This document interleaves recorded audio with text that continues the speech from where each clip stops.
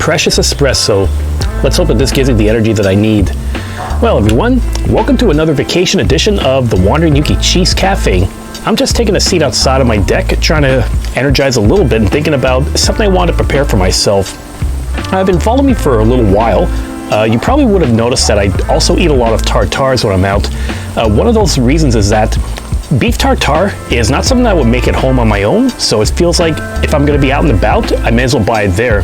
A lot of recipes I find around, or a lot of meals I find, I can make at home and it's pretty simple to do. But one of the tartares I do enjoy too is salmon or fish tartare. And that's actually easier to do than you think. And it's leading to what I want to cook today. That is going to be a little bit of ceviche. If you're from South America, you probably know what that is. And it's pretty simple to put together, mostly with ingredients in your fridge and etc. And we're going to get to this once I get a little bit of an energy boost. But before we get to that, I'm going to suggest you hit the subscribe button below and put the notification bell on. That way, if ever I put another video on the channel, you'll get a notification it's ready for viewing. So let's jump right in. Now, ceviche, first heard about it because I was talking with a friend of mine who was actually from Argentina, and I was looking up some other recipes, saw that ceviche was one of those things, and I went to her like, wait, do you know what this is? And she said it was pretty awesome stuff too, although it has a taste that's not for everybody, and some people may not enjoy it just because of the nature of the meal. But if you're adventurous like me, it's a pretty tasty one. And I did actually have it once when I was out and about on the wander. It was a microbrewer called Ceviche that I visited and saw it was on the menu, and I figured, why not? Let's give it a shot. Loved it, and I knew that eventually I would want to make it one day. And actually, I'm going to put a card in the top right corner because on my last full-fledged wander, I did stop off over there to showcase the inside and the outside, and I loved it, with a little bit of a taster for good measure. Now, what you're really going to need first is one bowl for yourself, and start with a measuring cup. So first you're going to need to get some lime juices, not lime juices. You're going to have to juice some limes for yourself. Now, you have plenty of options. You can use concentrated lime juice, or you can just juice some limes for yourself and then you're good to go. And the idea is if you're going to be working with this, you need about a good 3/4 cup of the juice. I don't actually have a juicer. I find that there are things that I try to prepare and I realize, oh shoot, I don't have the utensil in my kitchen. But it gives me the idea that I should probably look into that and then try to stock up on it. Here. So the recipe I found is using like 1 pound of your fish, and for that to juice it up, or to cook it, you need about a good 3/4 cup of lime juice.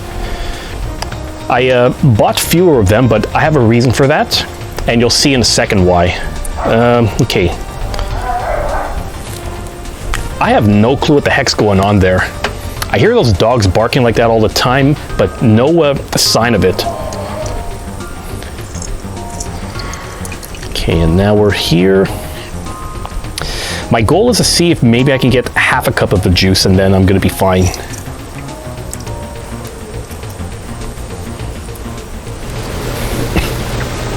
Okay, I juiced up as much as I could of these 3 limes, and I'm just short of 1/2 cup that I wanted to. Like, I'd say I'm off by maybe 3/8 of a cup.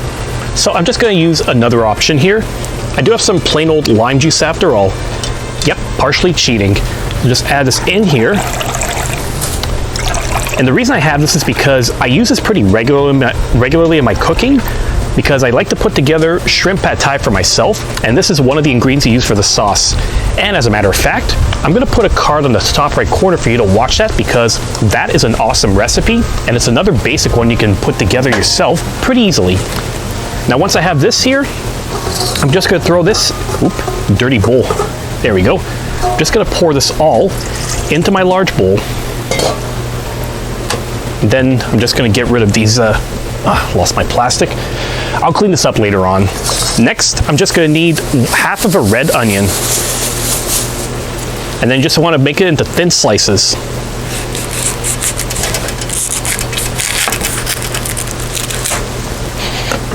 Okay, it doesn't smell like a lime juice, so I'm going to put it away. And sniffing onions. And no, I'm not going to say it's game over, because I've done that joke countless times. I don't want to beat it down to the ground, even for me. So Just gonna cut the ends off.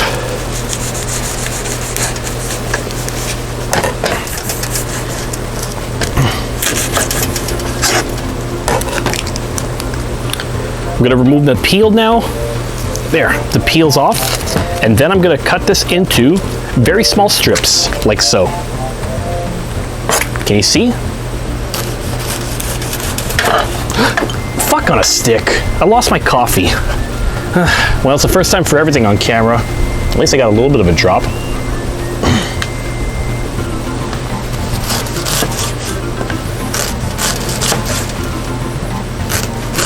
Okay, now that I got this, I'm gonna just stew this into the lime juice as well.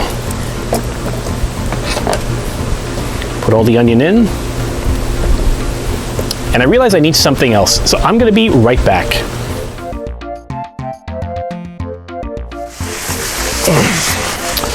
I really hate when good coffee goes to waste. It's like me spilling my beer.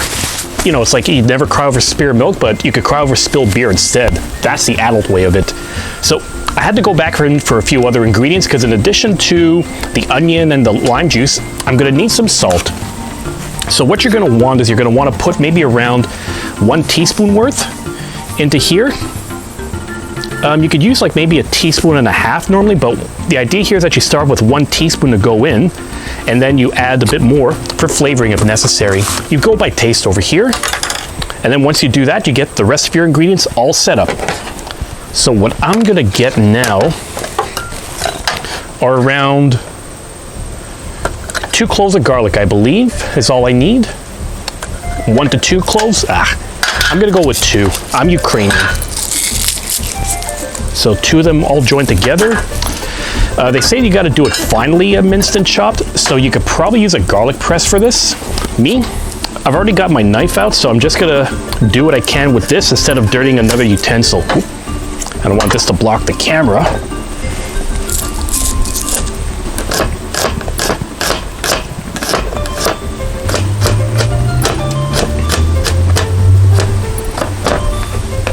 A few more that I have to slice up. There. So that's as fine as I'm gonna get it. In fact, this is mighty fine garlic, I have to say. Fine and dandy like sour candy. Add that into the bowl then. And then you're on to the next step. You're gonna probably wanna have a little bit of extra kick in this thing because it is kind of a spicy dish. And to do that, I'm gonna be using 1 jalapeno pepper. You can use other types of chilies too, but this serves its purpose, especially because these are just been picked fresh from my garden. Yep, I'm loving this right now. So you just want to have it finely chopped. Some people say that you should remove the seeds. Me, I like to have the seeds on here because I do like having the extra kick in there. And I'm not talking about kick like I'm a member of INXS.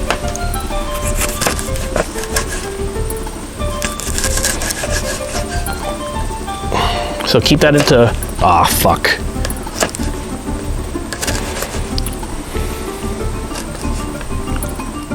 And then once this thing is finely chopped, you can just add it into the bowl too.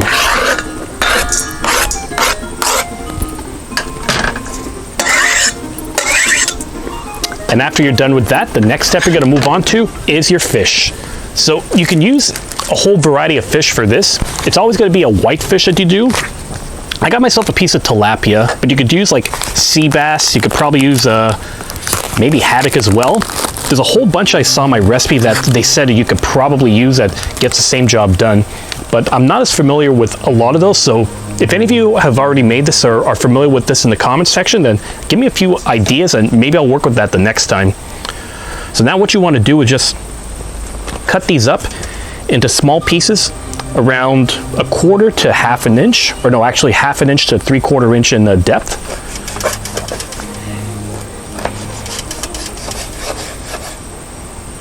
Okay, that's all good here. Almost pricked myself.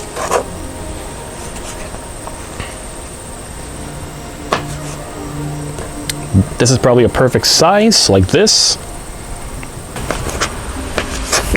Bug. Ew, a bug. Okay, and then the reason I kind of did less of the lime juice too, because I realized I didn't explain it, is because they ask you to have like maybe 1 pound of fish, but when I got this from the store, it was around somewhere close to half a pound I got instead, which isn't really enough. So I decided to put the recipe down a little bit just so I can give it a taste or just sample it. Plus, it's a good way to see if it works without having to break my budget. Now, once all of your fish is cut up, you just throw it in to your lime juice here. And then what this is supposed to do, well, first I should probably get this mixed up. What this is going to do is basically, when it's being covered in the lime juice, it's going to be curing, as they would say, or basically it's going to be cooking on its own, because the acidity with the salt along with the citrus stuff is actually going to dry it out as well. Think of it this way: jamon serrano or prosciutto, it's basically just taking a piece of meat, dunking it into a vat of salt, and then the salt itself is going to dry and cure the meat so it becomes like a really dark pink, but it's also going to be cooked. That's really the secret to it. And you're going to know too, because raw fish is going to be slightly translucent. You'll know this thing is going to be cooked properly or cooked properly after it's becomes opaque, and it's also going to flake apart too. So keep that aside, and then we're going to be on the home stretch. But first, how am I going to do this? My knife, my cutting board are now fully cleaned again, so no crisis there. Next thing I'm doing is I got a bunch of cherry tomatoes or grape tomatoes, and I'm going to need to cut them in half. Throw like maybe 1 cup worth. And when it's 1 cup worth of that, it basically means it's 1 cup of that after it's been diced up. And I'll know I got it right if I have 1 full cup here in the measuring cup as well. And then keep at it either until you fill it up, or I guess in this case I could wait until to see if the whole pack is going to be emptied at that point. I'm actually pretty stoked for this because I haven't had ceviche since May when I first went to Cibois, like I had mentioned. Well, I don't know, I'm kind of feeling like I need to add a little bit more lime juice here, just to be on the safe side. Is it like that Weird Al song? It's like spitting on a fish, or in this case, squirted with lime juice. There, keep at this.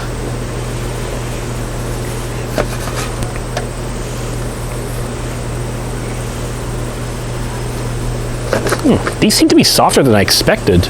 Maybe that's the reason I got it on sale, and not because it's a peak season or some special. Okay, getting there.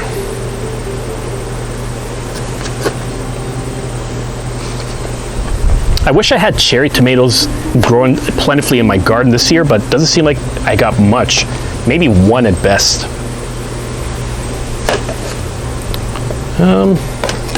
Yep, that's practically 1 cup. So I'm going to add this in. Then next is going to be, yes, 1 cucumber. This was grown in my garden, so that you know is freshly picked. And even about maybe 1 cup worth of it diced as well. This is close to 1 cup, so I'll just assume it's right.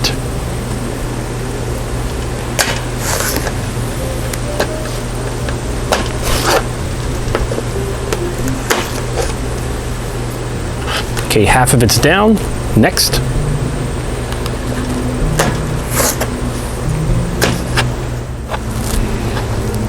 That's almost a cup, I think. Time to put it in. Voila. Next, I'm going to add 1 tablespoon of olive oil. Where's my olive? I didn't bring my tablespoon out, but if you're kind of lost or it's dirty and you don't have it, then here's a little tip. I'm going to give you a math lesson here. I'm going to take my teaspoon that I used before for the salt, and then I'm going to do 1, 2, and 3.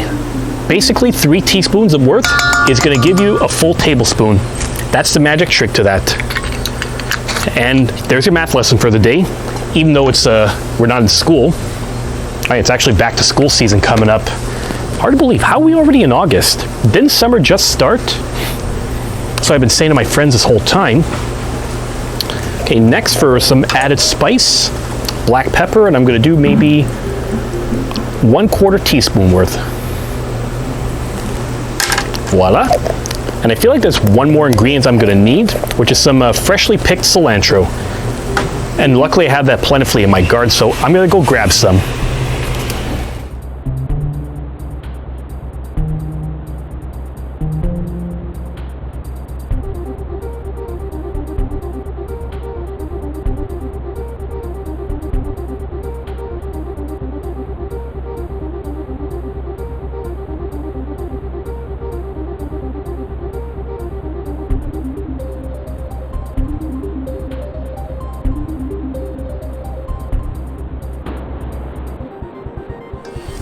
And that's how you mix up your ceviche. So what you want to do now is let this marinate in the fridge for about at least a good 30 minutes. Although ideally you could probably do it for 45 to 60 minutes to give it enough time to cook properly. Keep that aside, and then you'll be able to serve it.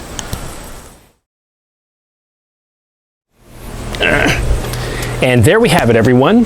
It's been around an hour this has been stewing in the fridge, so it's all pretty well made. And it's probably hard to see on camera, but here, I'm going to use my spoon to show you. Basically, when you look at this, you're going to notice that this piece of tilapia has now whitened up thanks to stewing in the lime juice, because once again, the lime juice is what helps it cook. Now, in terms of how you're going to be serving this, traditionally you'd be using like maybe some tortilla chips, maybe some other kinds of like slices of lettuce that you put it on top of. But for me today, I decided to do something a little bit different. I whipped up a little bit of basmati rice, and then what I'm going to do is I'm just going to serve a small sample to see what it's like and kind of make a makeshift poke bowl, for lack of a better term, because that's basically similar ingredients that you use in a poke bowl. You take some of these vegetables, you take some fish, you can serve it over rice, maybe with some dry pasta, and then you're good to go. And I'm going to try to do this the proper way. I actually have some chopsticks here, because yeah, the last time I had a poke bowl, I didn't have any chopsticks, so I didn't want to bother them, but I want to do it properly. Now the key thing is the taste of this fish. Let's see how it turns out after it's been stewing.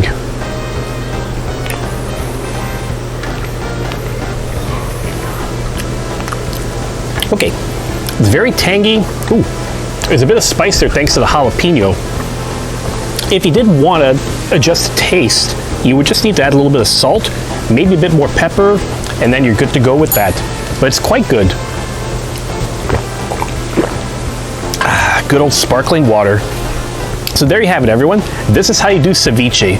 It's tasty, it's simple, and once you get past the fact that it's basically raw fish that's been stewing for a while in the juices to cook it up, it's good stuff.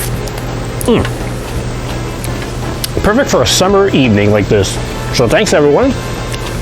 Hope you enjoyed this latest edition of the Wanderyuki Cheese Cafe. And if you like what you see, then just hit that subscribe button below and give me a thumbs up so that you can promote the video down the way, and leave me a comment if you have any other ideas for recipes or your feedback on this stuff. Until then, happy summertime. Still can't believe I spilled my coffee. The things I do for a good episode. Come on, rice.